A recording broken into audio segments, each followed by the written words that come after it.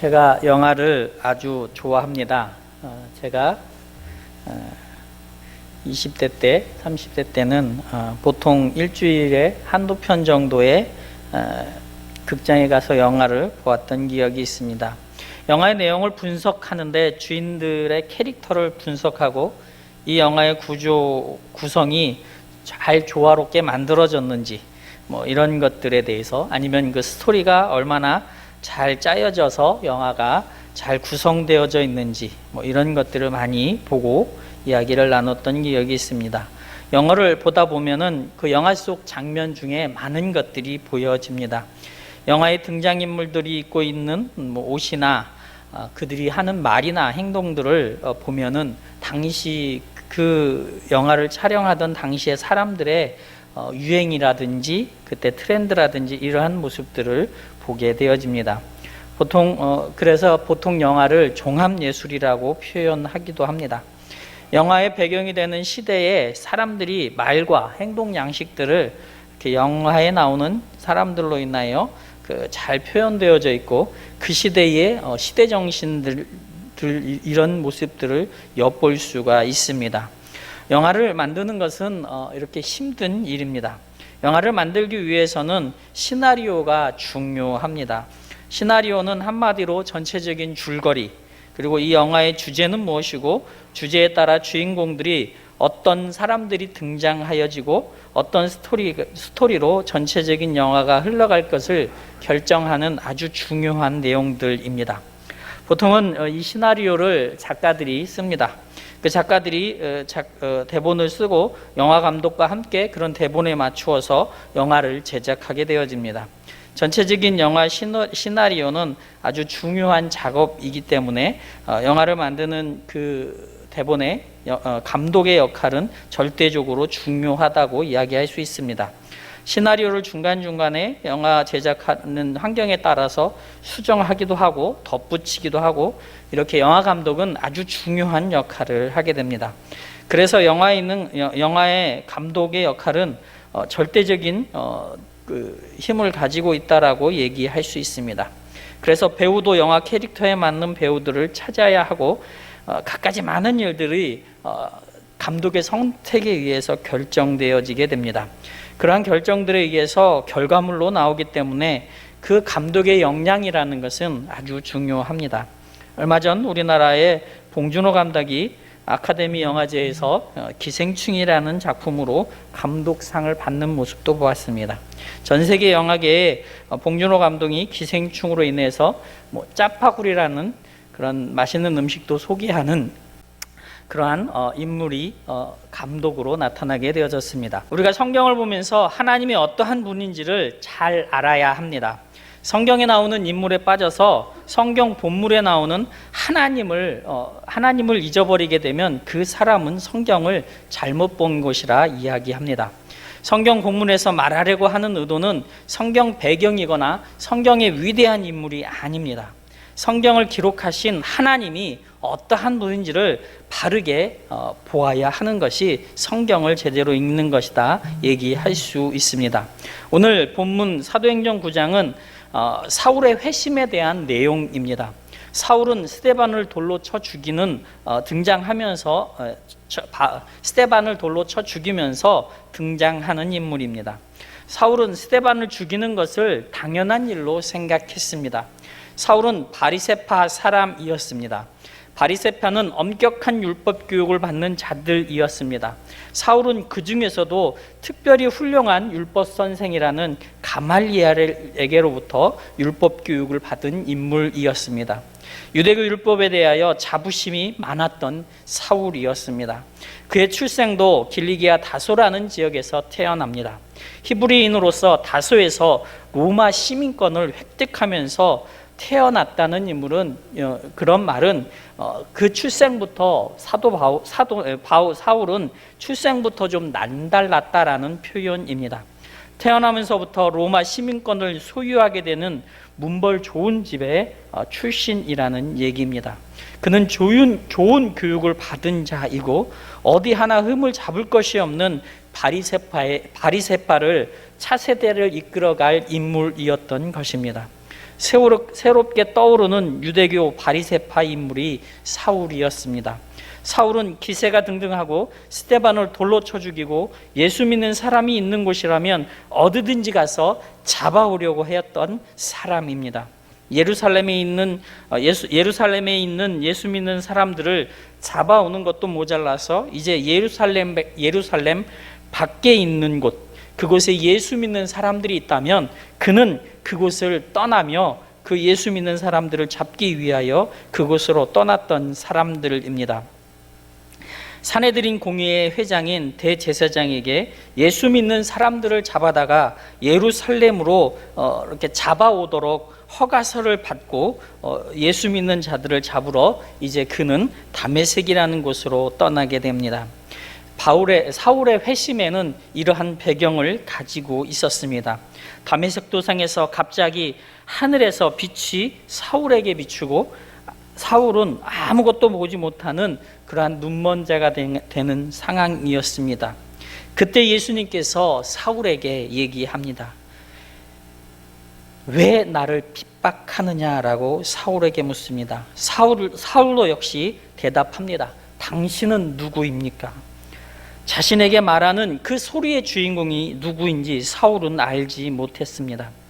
그에게 그 눈이 멀게 되어지고 들려오는 소리가 들렸을 때에 사울의 심정은 엄청난 충격이었을 것입니다.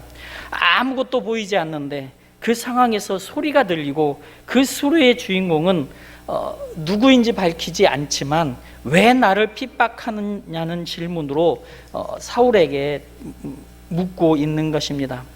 아무것도 보이지 않는 자신에게 옆으로 다가와서 칼이라도 찌르면 자기는 다급하게 죽게 되어지는 상황 속에서 그 묻는 그 사람, 당신은 누구입니까? 라는 사울은 질문이었습니다. 그때 예수님께서 이렇게 대답합니다.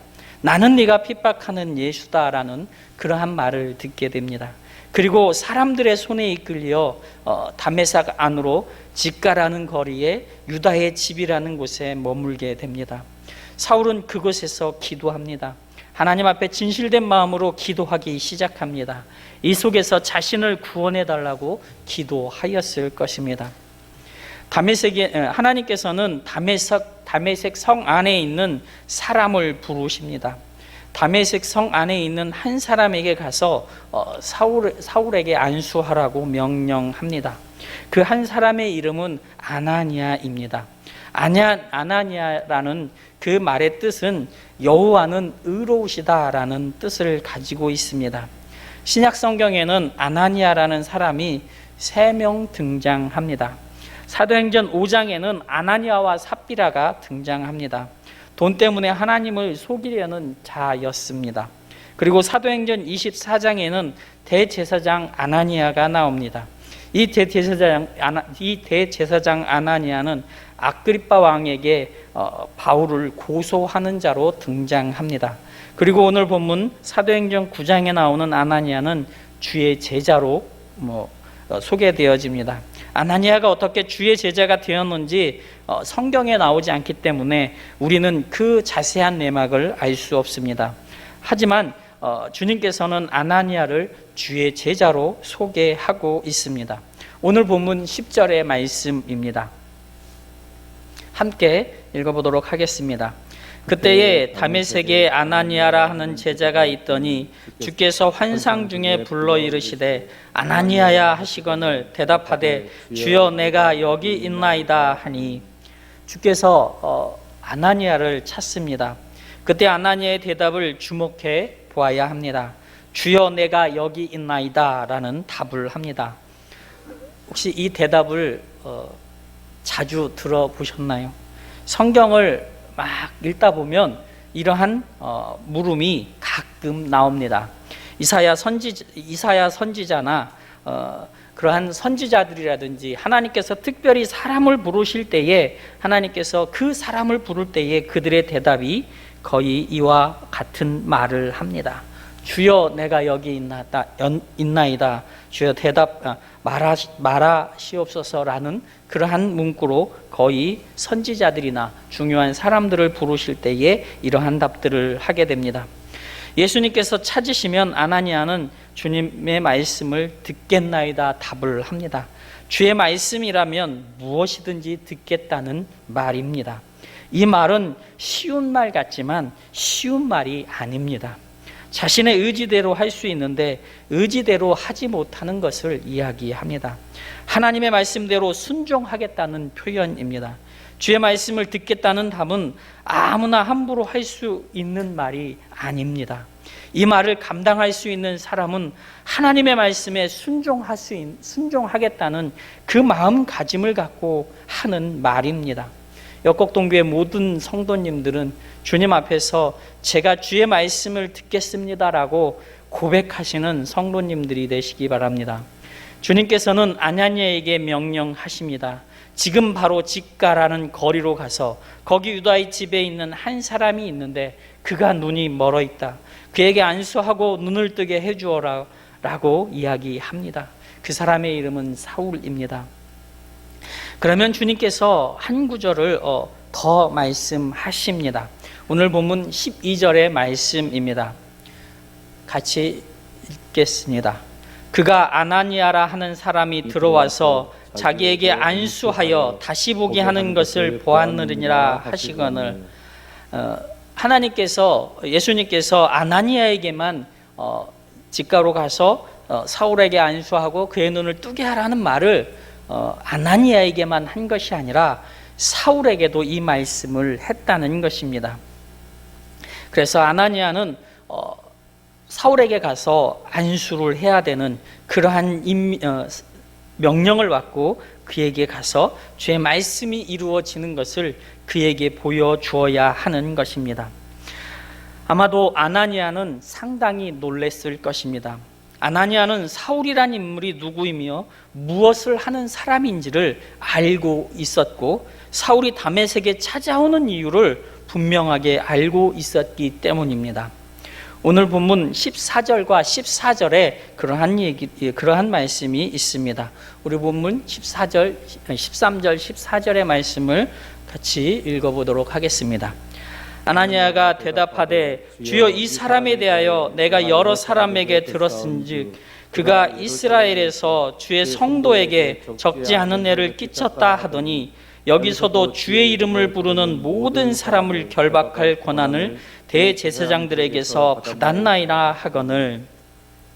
사울은 다메섹으로 가는 이유가 있었습니다. 사울은 예수 믿는 사람이라면 남녀노소 누구든지 가리지 않고 잡아서 대제사장 앞으로 데려가려고 그는 길을 떠났습니다. 바리새파 사람으로서 이단자 신성 모독을 하는 이 새로운 물결을 용납할 수 없었던 사울이었습니다. 그래서 예루살렘 성 안에 있는 성도들을 잡았으며 다메섹에서도 예수 믿는 사람들을 잡으려고 이동 중에 이 예수님을 만나게 된 것입니다. 아나니아는 사울이 왜 다메섹에 오는지를 예수님에게 말합니다. 사울은 지금 저와 예수 믿는 성도들을 잡으러 오는 사람이었습니다. 예수님은 왜 사울을 구원하시려고 합니까? 라는 질문을 하고 있는 것입니다. 이 사람은 주의 백성들을 잡으려고 그 사람들을 잡아서 죽이려고 하는 자입니다.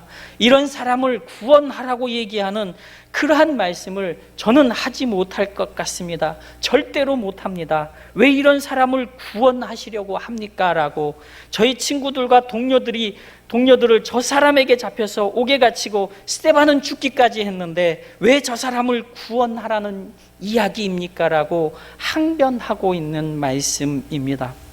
예수님께서는 아나니아에게 사울에게 가라고 명하십니다. 아나니아는 그 말씀을 듣고 사울에게 갑니다. 집가라는 거리 유다의 집에 도착해서 사울에게 안수합니다. 예수님의 명령이라면 순종하는 아나니아의 모습입니다. 오늘 본문 17절에는 이렇게 말씀하고 있습니다. 같이 읽겠습니다. 아나니아가 떠나 그 집에 들어가서 그에게 안수하여 이르되 형제 사울아 주가 곧 내가 오늘 길에서 나타나셨던 예수께서 나를 보내어 너로 다시 보게 하시고 성령으로 충만하게 하신다 하니 아나니아는 사울에게 형제 사울아라고 인사를 합니다. 지금까지 아나니아에게는 이 사울은 원수 같은 존재였습니다. 사울이 예수 믿는 자들을 핍박하러 다메섹에 올라올 때에 아나니아는 사울에 대하여 악하고 자신에게 위협을 가할 수 인물이라는 것을 알고 있었으며 그가 그런 사람이라는 것을 그는 생각하고 있었습니다. 아나니아는 예수님의 말씀을 듣고 그 사울에 대하여 형제라고 부르기 시작하였던 것입니다. 그렇습니다. 우리는 복음 안에서 형제입니다. 주의 말씀을 함께 지키고 전도하고 함께 신앙을 지켜나가는 형제입니다. 함께 신앙을 지켜나가는 이러한 형제입니다. 하나님의 말씀을 지키려고 서로 노력하고 서로 힘을 얻도록 서로 응원하며 하나님의 교회를 세워나가는 중요한 형제들입니다. 하나님께서 하시는 구원의 역사는 우리가 할 수 없는 일들입니다. 하나님께서 누구를 구원하시는지 어떻게 구원하시는지 우리는 알 수 없습니다. 교회는 하나님께서 불러 모아주신 사람들이 함께 모여서 신앙생활을 하는 곳입니다. 하나님께서 하나님의 구원 역사를 하나하나 이루어 가시는 곳이 바로 교회입니다. 이곳에 모여서 주 예수 그리스도는 나의 구원자라고 고백하며 그렇게 함께 나누는 형제며 자매인 것입니다. 우리는 주님께서 이루어 가시는 구원 역사를 함부로 평가할 수 없습니다. 그 사람은 구원받을 자격이 있는 사람이라고, 저 사람은 구원받을 수 있는 자격이 없는 사람이라고 판단할 수 없습니다. 구원 사역에 하나님께서 이루어 가시는 하나님의 큰 일입니다. 하나님의 구원 역사에 우리를 사용하여 주시고 동참시켜 주시는 것에 대하여 우리는 감사할 뿐인 것입니다. 하나님께서 만들어 가시는 구원은 우리가 판단할 기준도 없고 그것에 대하여 어떻게 논할 능력도 없는 우리들입니다. 하나님께서 만들어 가시는 구원 역사의 큰 일은 하나님께서 만들어 가시며 하나님께서 이루어 가시는 그 일들입니다.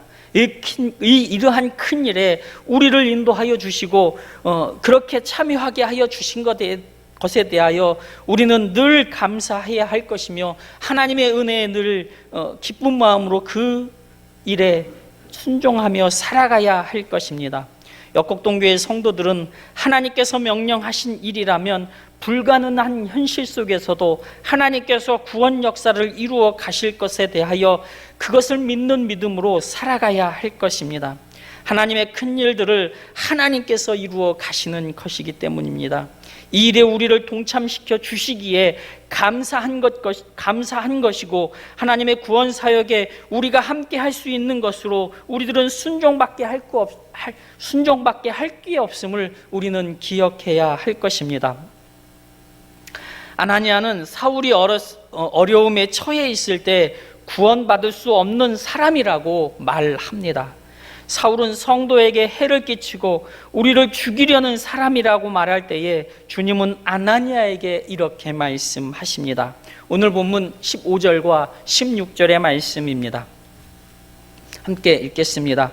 주께서 이르시되 가라, 이 사람은 내 이름을 이방인과 임금들과 이스라엘 자손들에게 전하기 위하여 택한 나의 그릇이라. 그가 내 이름을 위하여 얼마나 고난을 받아야 할 것을 내가 그에게 보이리라 하시니, 아나니아야, 사울은 내가 내 이름을 이방인과 임금과 이스라엘 자손들에게 전하기 위하여 택한 그릇이라고 이야기합니다.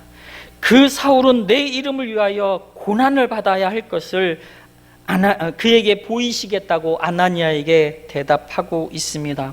예수님은 아나니아에게 사울에게 안수를 주고 눈을 뜨게 해주고 세례를 주라고 명령하십니다. 아나니아는 이해할 수는 없지만 사울에게 찾아갑니다. 그리고 그에게 안수하고 눈을 뜨게 하고 세례를 베풀어 줍니다. 눈을 뜨고 세례를 베풀어 주는 일에 아나니아의 능력은 어느 정도 들어가 있는 것처럼 보이지만 그가 안수를 하면 눈을 뜨고 그가 안수를 안 하면 눈을 안 뜨는 것이 아니라 하나님께서 아나니아를 사용하여 사울의 눈을 뜨게 하시는 것이며, 그를 통하여 사울을 하나님의 백성 안으로 들여놓는 세례를 베푸는 일을 하셨던 것입니다.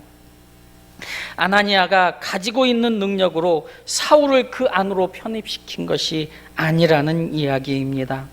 이 모든 일에 주님께서 아나니아에게 명령하신 것이고, 아나니아는 그 말씀에 순종하며 갔던 것입니다. 그렇게 능력은 하나님께서 그에게 베풀어서 그 일이 이루어지게 되어진 것입니다. 예수님께서는 아나니아에게 명령하셨고, 사울을 구원하셨습니다. 사울도 예수 그리스도를 이제 믿고 그리스도의 보혈을 입혀주시기 위하여 사울을 인도하시는 것입니다. 예수 그리스도를 믿음으로 그리스도의 보혈을 입혀주심으로 그를 위한 목적을 하나님께서 이루어 나아가시는 그 구원의 역사인 것입니다. 그 일에 아나니아를 사용하셨던 것입니다. 아나니아는 원수 같았던 그 사울을 자신의 손으로 그에게 안수하고 눈을 뜨게 하며 세례를 베풀도록 하나님께서 인도하셨습니다. 예수님의 말씀에 순종함으로 사울은 구원하는 일들을 감당하도록 하나님께서 그를 인도하셨던 것입니다. 이것이 하나님께서 일하시는 방법이십니다. 마치 아나니아가 사도 바울의 눈을 뜨게 만든 것처럼, 사도 바울이 주의 일을 하도록 만든 인도자처럼 아나니아를 만들어 버리신 것입니다. 사울로 하여금 예수 그리스도를 전하는 일에 전념하도록 하나님께서는 그를 만드셨습니다. 전 세계를 다니며 주의 복음을 전하는 일을 감당하도록 하나님께서는 그를 만드셨습니다. 이 일을 위하여 아나니아도 부르시고 사울도 부르시고 주의 백성들을 부르시며 주의 복음을 전하도록 만드셨던 것입니다. 우리의 노력은 하나도 들어가지 않습니다. 그저 주님께서 부르시고 사용하여 주시면 그것으로 감사하고 감사한 마음으로 그 말씀에 순종하는 것입니다. 역곡동교회 성도님들은 주님께서 부르시고 주의 복음을 전하도록 만들어 주신 것에 대하여 감사하며 살아가시는 성도님들이 되시길 바랍니다.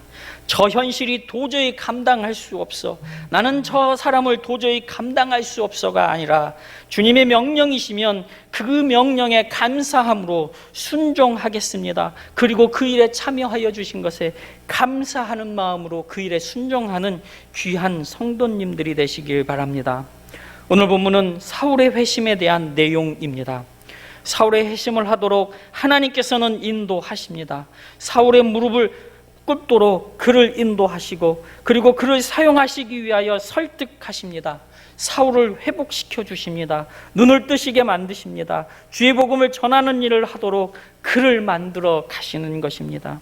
이 모든 일에 아나니아는 자신의 능력으로 어떠한 일을 한 것이 아니라, 아무런 능력이 없고 아무런 일을 하지 않았지만 그저 주님의 말씀으로 사울의 눈을 뜨게 하고 복음을 전하는 일을 하도록 하나님께서 아나니아를 바울의 협력자로 만드신 것입니다. 하나님께서는 하나님의 구원 역사를 이루어 가실 것입니다. 하나님의 구원 역사를 이루어 가심에 있어서 인간의 노력은 하나도 들어가지 않습니다. 그럼에도 하나님께서는 구원 역사를 이루어 가심에 사람을 부르시고 그를 사용하여 주십니다. 그러므로 우리들에게 그 일을 함으로써 칭찬과 영광을 주시겠다고 약속하신 것입니다. 성도는 하나님께 순종함으로 하나님의 영광을 나타내야 합니다. 그러면 하나님께서 우리들에게 하나님의 영광에 참여하도록 인도하여 가실 것입니다. 우리의 영광을 위하여 가는 것이 아니라 주의 말씀에 순종함으로 우리의 우리를 영광스럽고 존귀한 자로 만드시겠다고 하나님께서는 이야기하고 있는 것입니다. 오늘을 사시고 계시는 역곡동교회 모든 성도님들은 코로나 때문에 어려움을 당하고 힘든 일을 감당하며 가고 있습니다. 예배당에 나오지도 못하고 예배도 온전히 드리지 못하는 현실에 있지만 그 속에서 하나님께서 저희들에게 원하시는 것이 분명히 있을 것입니다. 그것에 아멘하고 순종하며 나아가시는 귀한 성도님들이 되시기 바랍니다.